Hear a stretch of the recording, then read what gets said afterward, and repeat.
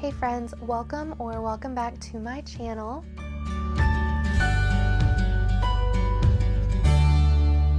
In today's video, I'm going to be doing something new. It's my favorite time of the month where we choose our TBR. I love these videos. These are my favorite videos to watch. This month I decided to change it up. Usually I use the TBR jar and I use prompts in order to choose my books.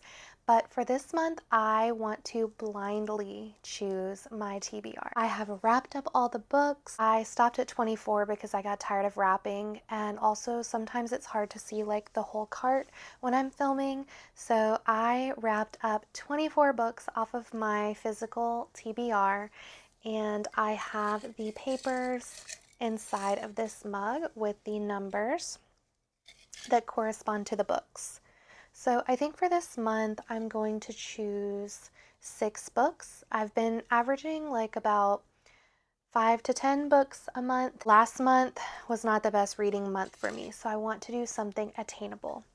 I think the rules for this game will just be, I'm going to choose 6 books. At the end, if I want to swap out one book for something different, I can unwrap one more book to swap it out with, but whatever I choose, I have to read that book. I can't choose any other book after that. I think we'll just jump right into it. Don't forget to like the video and subscribe if you're new here. I would love to have you. With that, we'll just get into the first pick. So we have book number 7. By the way, you guys, I have no idea what any of these are or which books under which number. I just randomly wrapped them and threw them on here. So we have book number 7. I'll just go ahead and unwrap her and see what we have.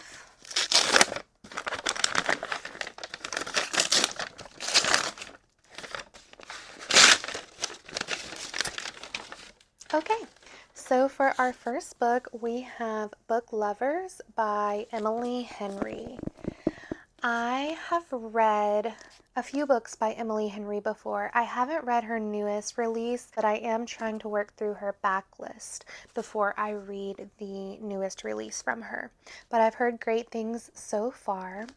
So for Book Lovers, in case you would like to know what it is about, Nora Stevens' life is books. She's read them all, and she is not that type of heroine.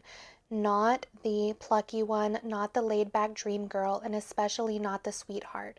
In fact, the only people Nora is a heroine for are her clients, for whom she lands enormous deals as a cutthroat literary agent, and her beloved little sister, Libby, which is why she agrees to go to Sunshine Falls, North Carolina for the month of August, when Libby begs her for a sister's trip away, with visions of small-town transformation for Nora, who she's convinced needs to become the heroine in her own story. But instead of picnics in meadows or run-ins with a handsome country doctor or bulging four-armed bartender, Nora keeps bumping into Charlie Lastra, a bookish, brooding editor from back in the city. It would be a meet cute if not for the fact that they've met many times and it's never been cute. If Nora knows she's not an ideal heroine, Charlie knows he's nobody's hero. But as they are thrown together again and again in a series of coincidences no editor worth their salt would allow, what they've discovered might just unravel the carefully crafted stories they've written about themselves. So that's our first book. I'm excited for this. It's been on my shelf for a while. All right, next up we have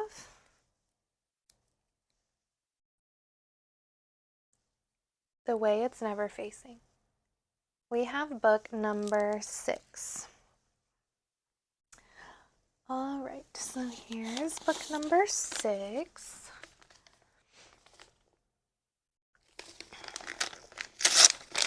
This is so much fun. I think I really like doing it this way. And then I can just leave these here and add to them. I won't have to like rewrap everything every time.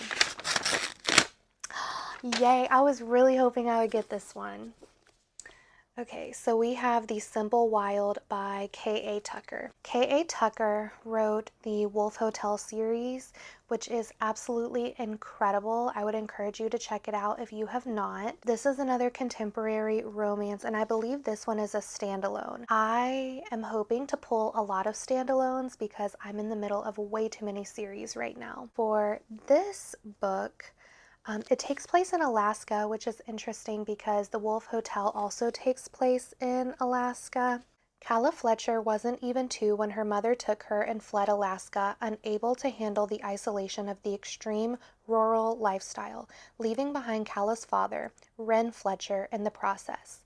Calla never looked back, and at 26, a busy life in Toronto is all she knows. But when Calla learns that Wren's days may be numbered, she knows that it's time to make the long trip back to the remote frontier town of her birth to attempt to fix their estranged relationship.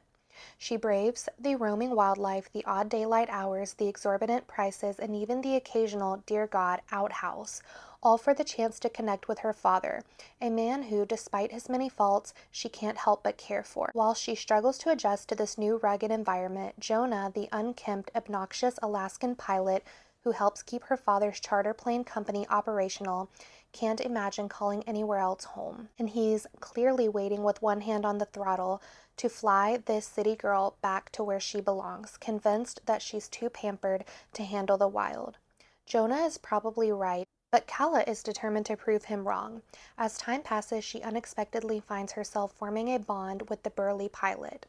As his undercurrent of disapproval dwindles, it's replaced by friendship or perhaps something deeper. But Calla is not in Alaska to stay, and Jonah will never leave. It would be foolish of her to kindle a romance, to take the same path her parents tried and failed at years ago. It's a simple truth that turns out to be not so simple after all. So that's The Simple Wild. Going on to number 3. Okay, next up. Okay, I think I'm safe. There's a really, really big book that's either number 14 or 15. I think it's number 14. We barely got by because, yeah, this is number 14, you guys. I would die if I had to read that. Okay, number 15.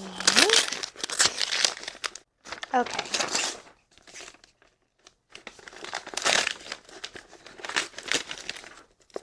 So we got another Emily Henry book. We got People We Meet on Vacation. I think I'm going to switch one of these out because I just don't want to read both of these in the same month, I don't think. So I'll probably switch one of them out at the end. I definitely think I want to read Book Lovers more than People We Meet on Vacation, although they're quite a size difference. Book Lovers is... how many pages? Book Lovers is 377 pages, and People We Meet on Vacation is 361. So they're actually about the same. I don't know if the paper or the font size is different or something, but I think I'm gonna switch out People We Meet on Vacation for something different at the end. So I'm gonna put that one to the side.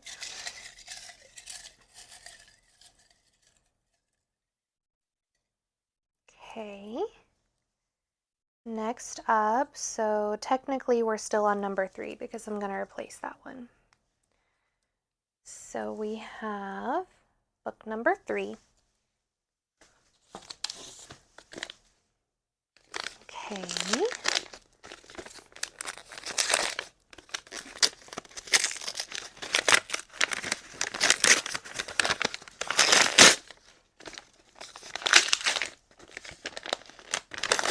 Oh no.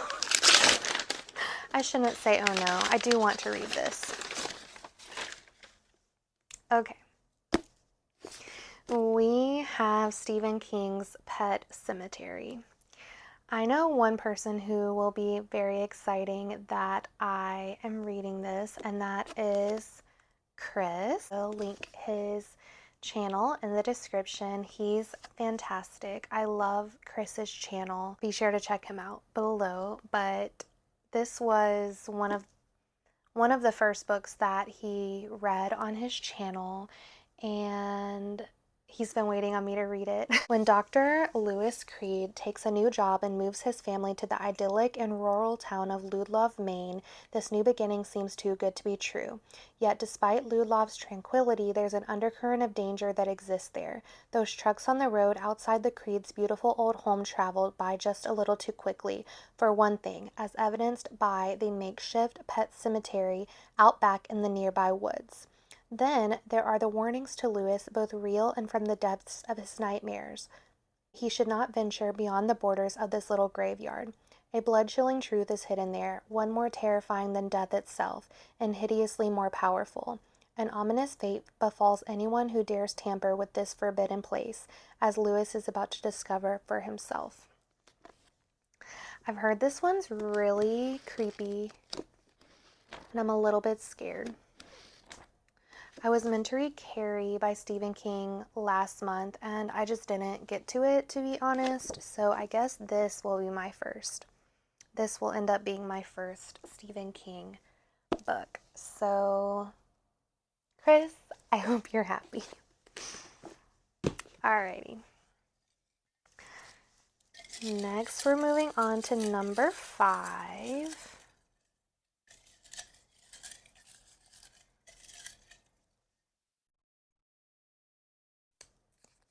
We have number 22. All right, number 22. Let's see what we got.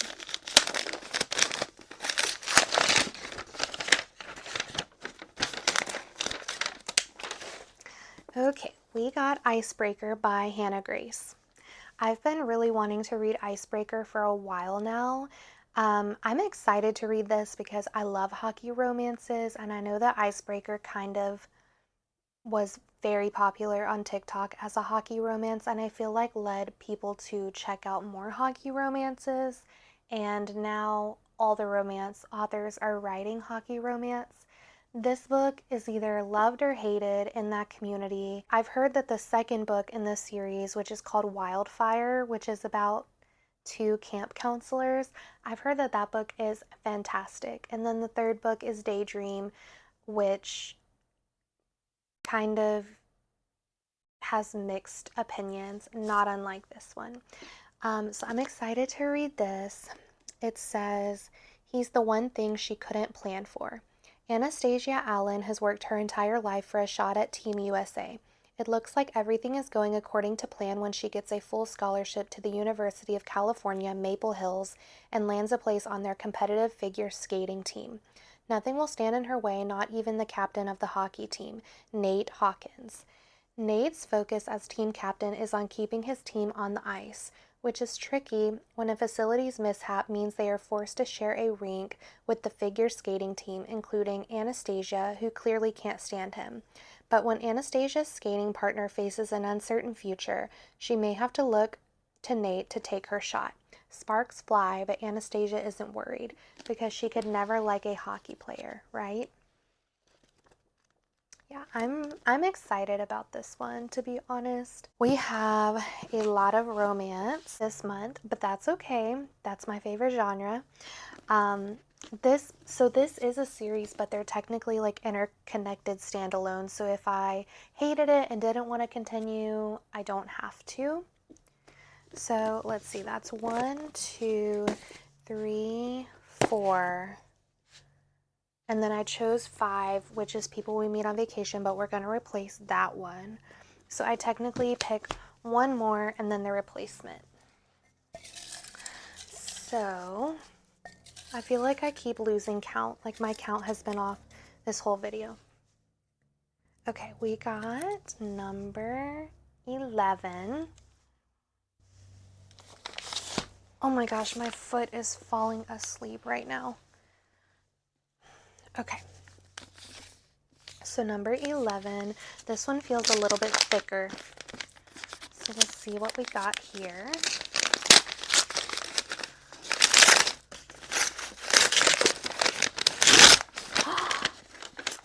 I'm so happy, you guys. We got Legendborn. I really, really, really cannot wait to read this. So I am so happy.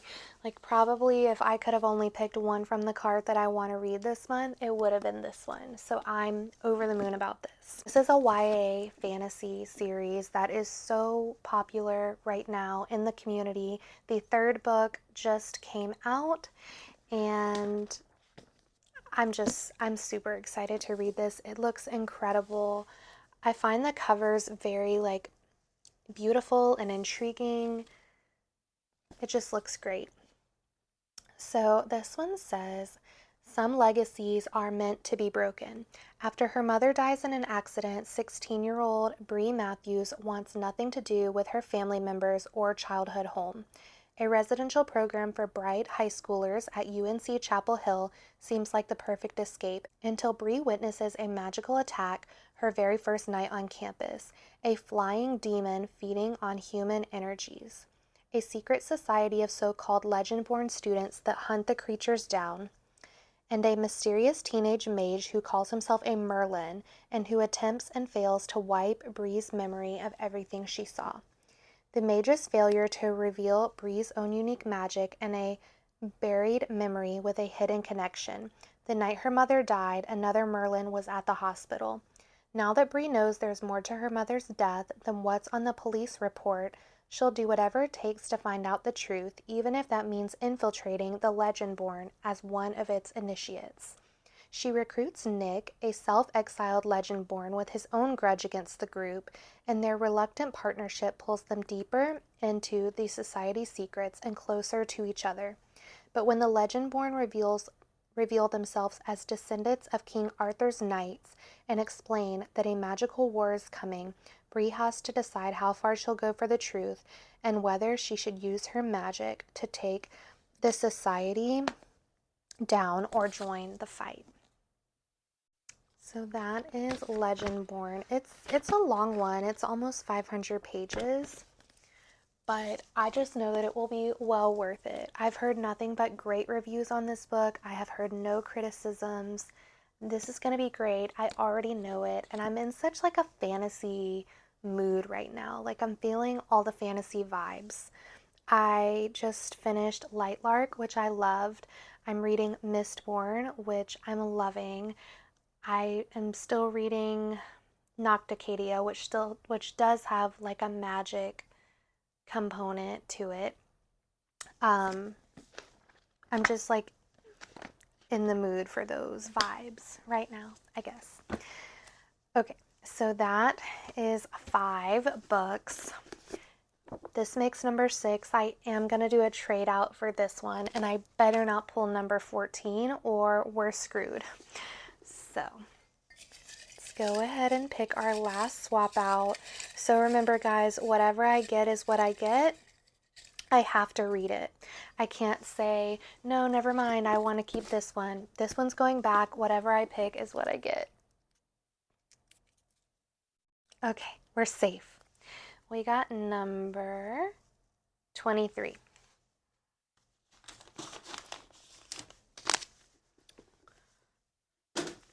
So number 23, this is our last book.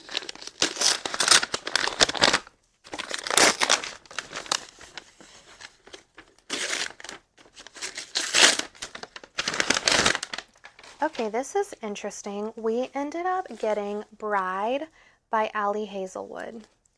This is Ali's first book with like fantasy magic element to it. And again, this is one that people either love or hate. I'm pretty excited for it because, like I said, I love anything that's like fantasy, magic, paranormal. I guess this is considered, yeah, this is considered a paranormal romance. I'm pretty sure it's about like vampire and werewolves, but it says a vampire bride and an alpha werewolf form a dangerous alliance in this enthralling new paranormal romance. Misery Lark, a daughter of a powerful vampire councilman, is an outcast. Her days of living anonymously among the humans are over. She has been called upon to uphold an alliance between the vampires and their mortal enemies, the Wares. Wares are ruthless and unpredictable, and their alpha, Lo Morland, is no exception.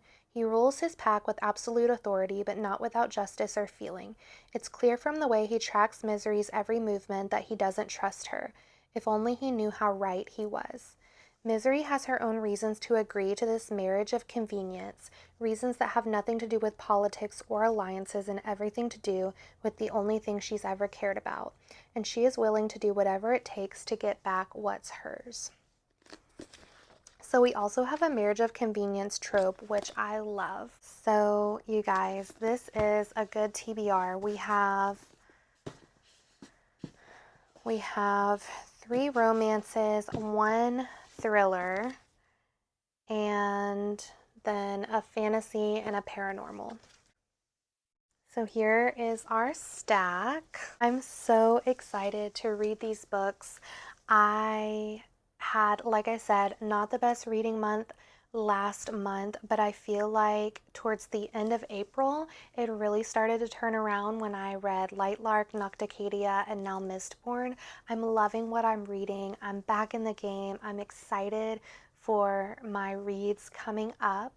I think in addition to these, I will continue on in the Lightlark series. I will probably continue on in the Mistborn series if I end up liking that book. I'm not super far into it yet. We'll see what else happens. I'm a mood reader, so I'm not someone who typically sticks to the TBR completely. If I read half of these, that will be considered a win for me. It's just that when I'm choosing books to read, like this will be the pool that I choose from. So with that being said, thank you guys for watching. I would love it if you would please consider subscribing to the channel. My channel's only a couple months old and I'm trying to build a community here and meet new book friends and connect with you guys. So leave a comment down below. Let me know if you've read any of these books or what your most anticipated read for May is. With that, I will see you guys in the next one. Have a great day.